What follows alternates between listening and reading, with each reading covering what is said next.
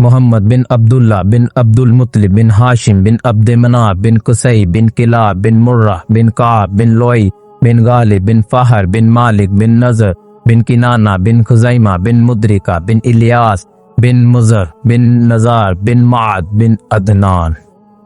عدنان بلا اتفاق حضرت اسماعیل علیہ السلام کی نسل سے ہیں۔ آپ صلی اللہ علیہ وآلہ وسلم کی والدہ کا نام آمینہ تھا اور ان کے والد وہاب بن عبد مناف بن زہرہ بن کلاب تھے۔ یہ وہی کلاب ہیں جو والد کی طرف سے بھی آپ کے نسب نامہ میں آتے ہیں۔ کہا جاتا ہے کہ ان کا اصل نام حکیم تھا۔ آپ قبیلہ قریش سے تعلق رکھتے تھے جو پورے عرب میں سب سے معزز قبیلہ تھا۔ قریش دراصل فہر بن مالک یا نضر بن کنانہ کا لقب، بعد میں اس کی اولاد اسی نسبت سے مشہور ہو گئی۔ یوں تو اس قبیلے کو ہر دور میں سرداری حاصل رہی، لیکن قصی کو ایک منفرد مقام حاصل ہوا۔ اس کا نام زید تھا اور وہ بچپن میں یتیم ہو کر والدہ کے ساتھ ملک شام کے قریب قبیلہ عذرا میں جا بسا تھا اور وہیں پلا بڑا بھی تھا، لیکن جوان ہو کر مکہ آ گیا اور کچھ ہی دنوں کے بعد خانہ کعبہ کا متوالی بن گیا۔ یہ قبیلہ قریش کا پہلا شخص تھا جو خانہ کعبہ کا متوالی ہوا۔ متوالی ہونے کا مطلب یہ تھا کہ اسی کے ہاتھ میں خانہ کعبہ کی کنجی ہوتی تھی،